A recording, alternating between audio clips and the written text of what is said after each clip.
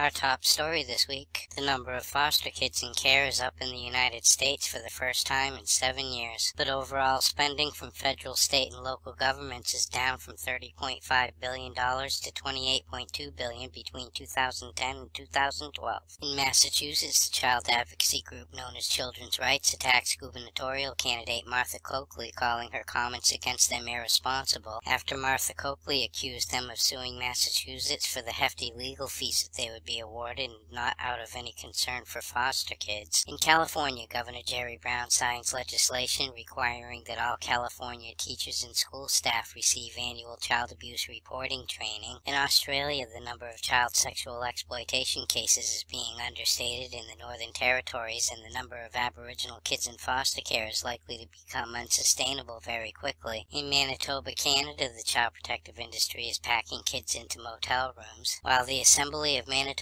Chiefs releases a report of the child welfare system, calling it an extension of genocide. In Nevada, a Supreme Court justice has established a blue ribbon committee to examine Clark County's child protective industry's deficiencies, and in South Carolina, the child protective industry gives the go-ahead to hire 221 new CPS agents and give the ones they already have a 10% raise to try to stop the exodus of child stealers. In England, almost 1 in 10 child snatchers is forced to the brink of quitting as the guilt and stress takes its toll. When they already have a high social worker vacancy rate, 40 British families have now been reported to the child protective industry for disagreeing with their doctors about the diagnosis or treatment of their kids' chronic fatigue syndrome. British social workers are apologizing for what they're calling a culture of not talking to fathers about their kids' welfare, and British foster families have been denied key information about vulnerable children in their care. In Florida, children are still not being protected from abuse or neglect, while the Florida child protective industry denies that there was anything they could do regarding a grandfather who was reported multiple times in the past but ultimately shot his daughter and her kids. In Ireland, nearly 10,000 kids who have been reported to the child protective industry still haven't been assigned a social worker. In Texas, 3 CPS agents are fired for their mishandling of child abuse reports about a little boy who died. And in Japan, most foster kids are being raised in state-run institutions, out of sight, out of mind, because foster care is generally frowned upon. In Alaska, the Supreme Court rules that a Native American child can be adopted by a non-Native family against the wishes of an entire village. And in Ireland, families of African descent are 20 times more likely to end up in the child care courts than are kids of Irish descent. In New York, immigrant kids are facing a shortage of attorneys in their deportation proceedings. In California, Governor Jerry Brown signs a bill aiding immigrant children, and the Obama administration has set aside $4 million to fund lawyers for unaccompanied children in deportation proceedings. In Ohio, a 19-year-old foster kid and her 2-week-old son went missing. Then it turns out that she didn't go missing. And in Texas, 2 parents are charged with kidnapping their own kids from foster care. In Texas, a foster baby is on life support after nearly choking to death. And in England, a foster mother is jailed for extreme cruelty to a 3-year-old child. In Florida, a foster father is charged with the murder of a 2-year-old by child abuse. In Iowa, a teenager plans to use the insanity defense in regards to the murder of his 5-year-old foster brother back in 2013. And in South Carolina, 152 child deaths weren't even reported to the child protective industry. In Maryland, a man is arrested in a case where a pediatric nurse from California got busted for molesting his infant foster son and sending the videos over the internet. In Connecticut, a gay adoptive father is found not guilty for sexually abusing his adopted sons. And in Florida, a toilet paper supplier is accused of having sex with a 15-year-old girl he lured out of foster care. In Ohio, a teenager who killed her foster mother so she could be with the foster father gets life in prison with the possibility of parole in 30 years. In North Carolina, a woman is accused of impersonating a social worker and abducting a toddler. In South Dakota, a judge says abuse laws don't apply to unborn children. And finally tonight, in Ohio, a white lesbian mother sues a sperm bank for giving her vials of sperm from an African-American sperm donor because she's afraid of what her neighbors will think. For these stories and all the latest dirt on the child protective industry, visit www.legallykidnapped.com. And until next week, this is Baby LK.